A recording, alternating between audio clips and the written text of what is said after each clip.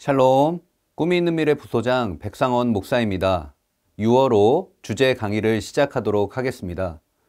요즘 방송은 리얼리티가 대세입니다. 리얼리티 프로는 짜여진 각본이 없죠. 특별한 방송 장비 없이 카메라 몇 대만 설치하면 그만입니다.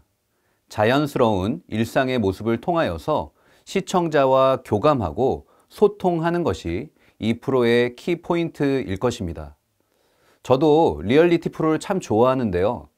제가 인상적으로 봤던 리얼리티 TV 프로가 하나 있습니다. 나의 600파운드 인생이라는 미국 리얼리티 TV 쇼가 있습니다.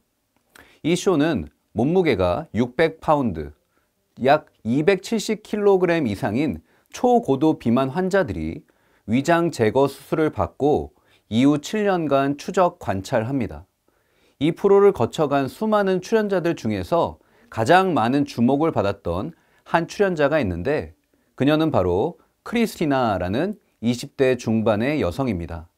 크리스티나의 몸무게는 무려 708파운드, 약 320kg이었습니다. 그녀는 자신의 몸무게를 스스로 감당하지 못합니다. 그녀를 병원으로 이송하기 위해 그녀가 누운 침대를 건장한 남자 4명이서 옮겨야 하고요. 하지만 침대가 방문으로 나갈 수 없어서 벽을 부수고 나가야만 합니다. 그렇게 어렵게 도착한 병원에서 의사는 그녀에게 더 충격적인 이야기 하나를 합니다.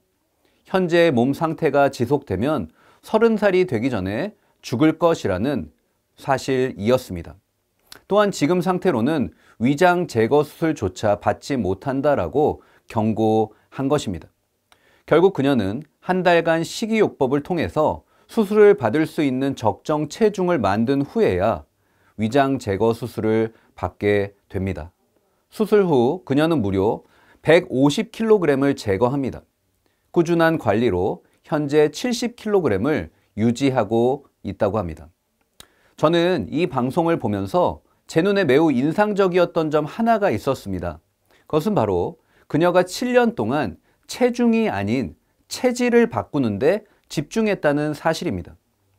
그녀는 어떻게 하면 많은 살을 뺄까를 고민한 게 아니라 어떻게 하면 살이 찌지 않는 건강한 체질이 될까를 고민합니다.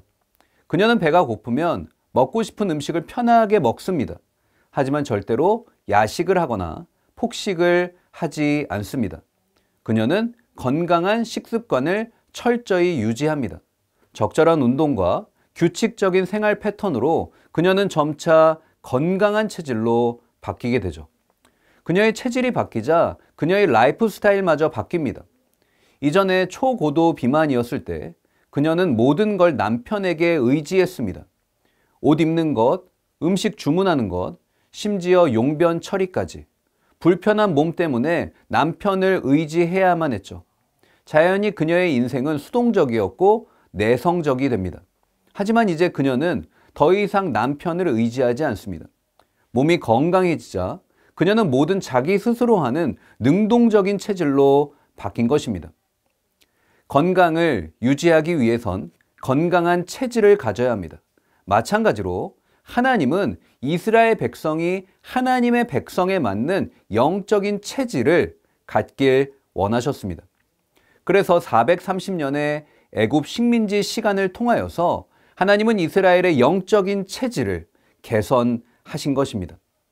바라기는 이번 6월에 하나님의 백성으로서 저와 여러분의 체질이 개선되어서 우리의 가정이 복받는 복된 시간 되시기를 축복합니다.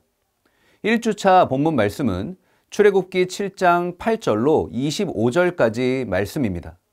출애굽하기까지 이스라엘 백성들은 조마조마했습니다. 왜냐하면 모세의 입을 통해 선포된 하나님의 계획이 실패할 것만 같았기 때문이에요. 그래서 그들은 불안해합니다. 불안이 커져서 근심이 되죠. 근심은 또 커져서 모세와 하나님을 향한 원망, 불신으로 돌변합니다. 여러분, 이게 출애굽기에 등장하는 이스라엘 백성의 반복적인 패턴이죠. 인간은 언제나 실패 확률 제로의 완벽한 계획을 갈망합니다. 하지만 인간의 계획은 결코 완전할 수 없죠. 영국의 작가 피터 랜섬은 이러한 말을 합니다. 완벽한 계획을 세우려는 것은 쇠퇴의 징조이다. 대단한 발견이나 발전을 이루고 싶어도 완벽한 연구실조차 먼저 만들 수 없다. 완벽한 계획은 이 세상에 없습니다. 계획은 어디까지나 계획입니다.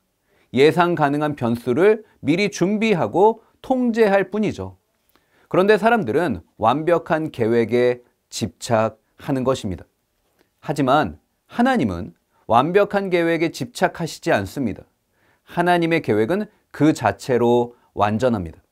하나님의 계획은 항상 성공합니다.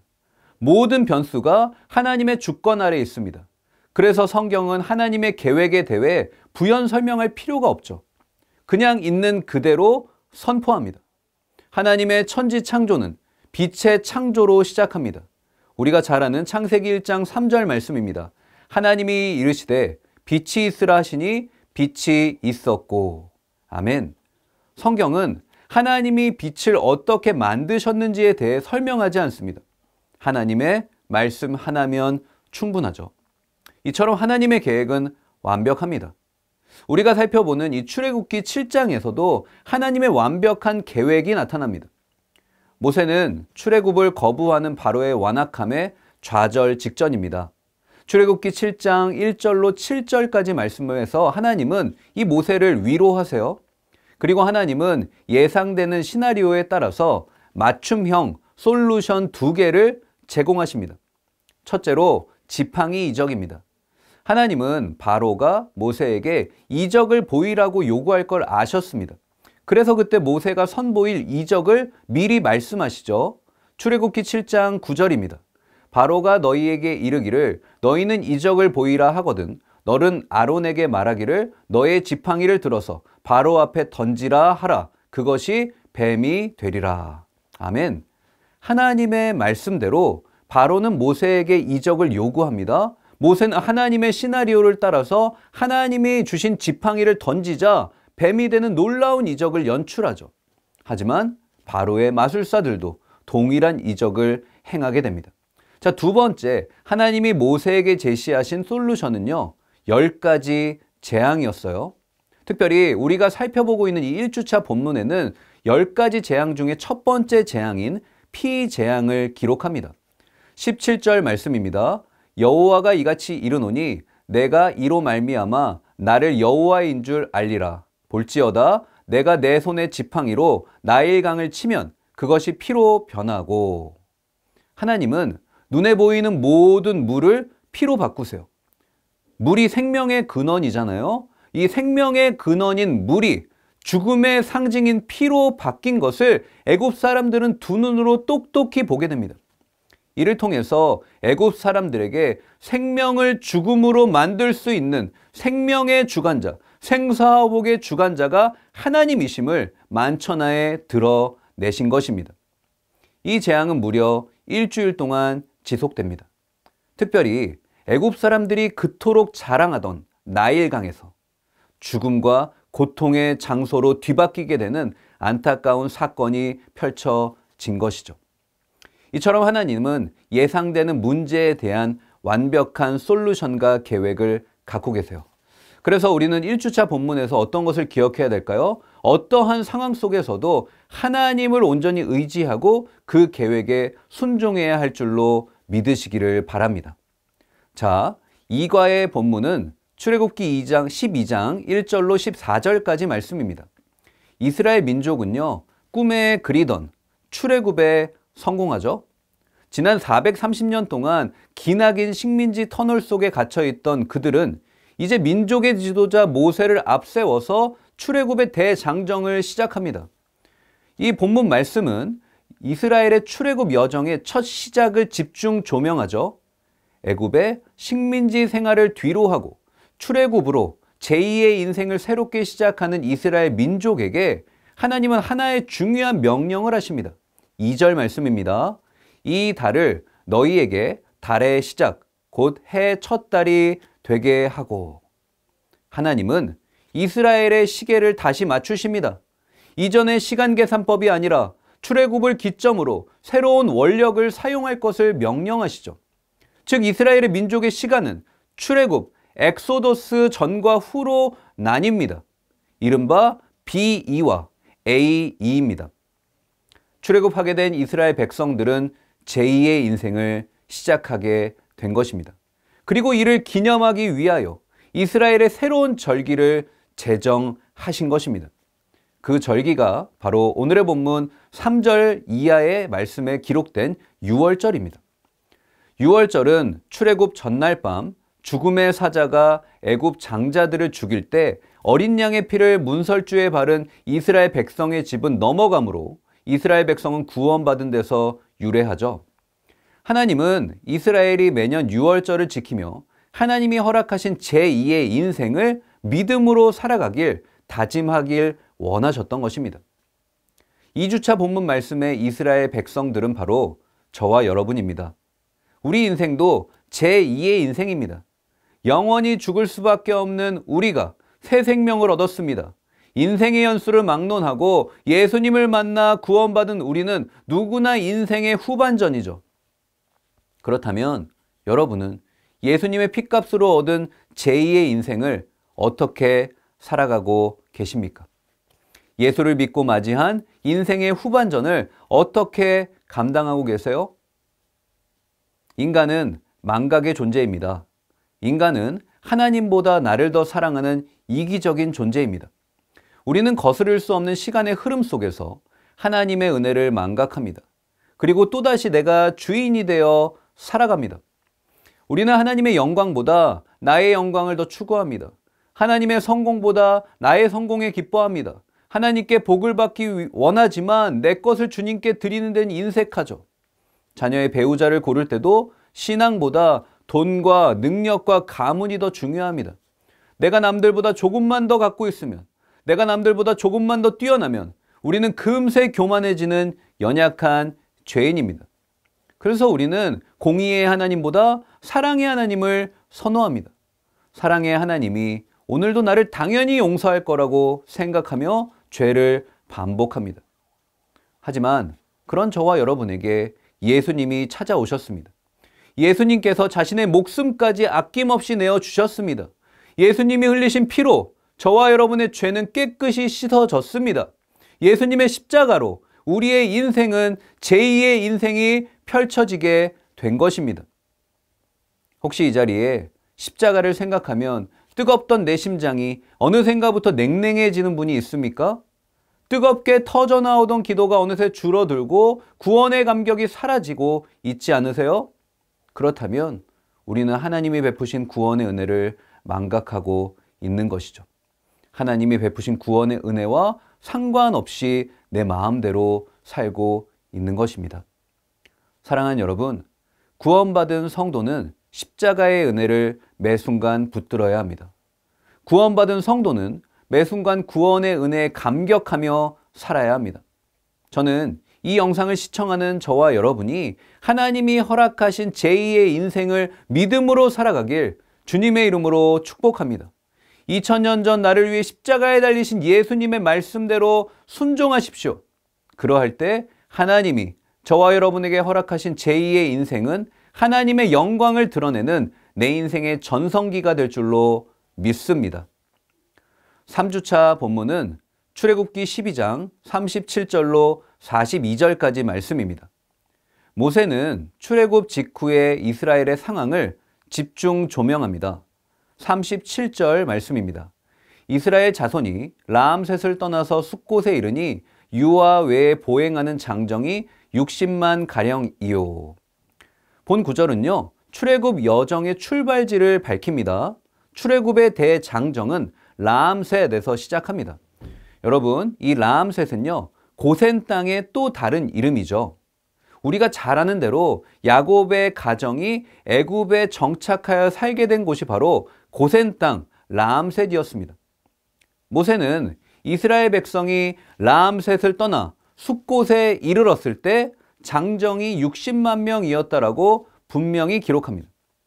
본 구절은 우리에게 야곱의 일가가 고센 땅 라암셋에 입애굽했던 시점을 떠올리기에 충분하죠. 출애굽기 1장 5절 말씀입니다. 애굽으로 이주한 그 야곱의 가족이 총 70명이었다라고 성경 기자는 기록합니다. 여러분, 여기서 이 70이라는 숫자는 애굽에 내려간 야곱의 모든 가족의 실제 숫자는 아닙니다. 이것은 남자들만 계수한 숫자입니다. 그리고 오늘의 본문 이 40절 말씀처럼 애굽에서의 식민지 430년이 지나고서 장정만 60만 명의 거대한 민족이 되죠.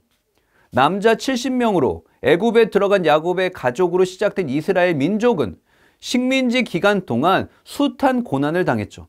하지만 하나님은 고난 중에도 역사하셨습니다. 하나님의 계획은 누구도 막을 수 없었습니다.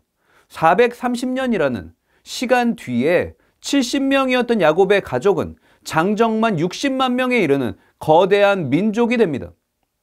이스라엘은 식민지 430년 동안 자신들이 버려졌다고 생각했습니다. 하지만 하나님은 단 한 번도 그들을 버린 적이 없습니다. 하나님은 식민지 시간을 통해 이스라엘을 거대한 민족으로 빚어가시죠. 하나님의 놀라운 역사는 여기서 멈추지 않습니다. 하나님은 이스라엘 백성들이 애굽에서 보낸 430년이라는 고난의 시간을 놀랍게 보상하세요. 36절 말씀을 보시면 하나님이 이스라엘 백성들을 애굽에서 빈손으로 내보내시지 않습니다. 이스라엘 백성들은 양과 소와 심이 많은 가축들을 가집니다. 또한 자신들이 구하는 대로 은금 패물과 의복과 각종 물품들을 애굽 사람에게서 얻어냅니다. 하나님은 이스라엘의 수치를 온전한 승리로 바꾸시죠. 하나님은 뒤집기의 명수이십니다. 사랑하는 여러분, 나의 편협한 사고 속에 위대하신 하나님을 가두지 마세요. 나의 상황과 환경이 보이는 게 전부가 아닙니다. 눈에 보이는 현상이 아닌 현상 너머에서 일하신 하나님을 신뢰하시길 축복합니다. 애굽에서의 식민지 생활 속에서도 이스라엘을 지키시고 보호하신 하나님이 저와 여러분의 인생에도 반드시 역사하실 줄로 믿습니다. 모든 것을 다 빼앗긴 것만 같아도, 그러한 고난 속에 처박혀 있는 인생 같아도 오히려 나의 빈손을 풍성하게 채우시는 하나님의 능력의 손길을 경험하시기를 소망합니다.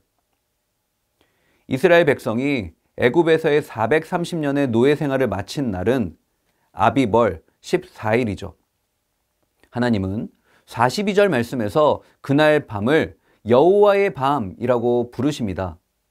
하나님께서는 여호와의 밤을 이스라엘 자손 대대로 지키라고 하세요.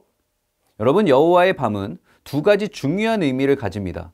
애굽 백성에게는 심판의 밤이요, 이스라엘 백성에게는 구원의 밤입니다. 하나님은 사랑의 하나님이시지만 동시에 공의의 하나님이시죠. 주의 날에 하나님께서는 의로운 자들은 신원하시고 불의한 자들은 심판하십니다. 성도는 매 순간 주의 날이 곧 있음을 기억해야 합니다. 기쁠 때나 슬플 때나 깨어 하나님 앞에 근신해야 합니다. 그러할 때 심판의 밤을 맞이할 내 주변의 많은 영혼들이 우리를 보고 하나님의 살아계심을 보게 될 줄로 믿습니다.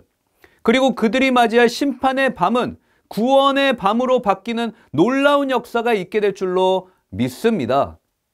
내 영혼의 가나안, 천국에 이르기까지 믿음의 길을 흔들림 없이 걸어가는 저와 여러분 되시길 주님의 이름으로 간절히 축복합니다.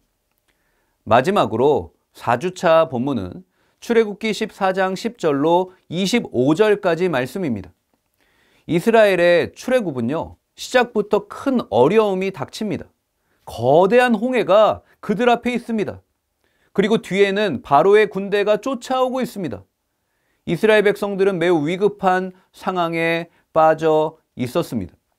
성경 기자는 이러한 위급한 상황을요, 매우 빠른 속도로 진행합니다.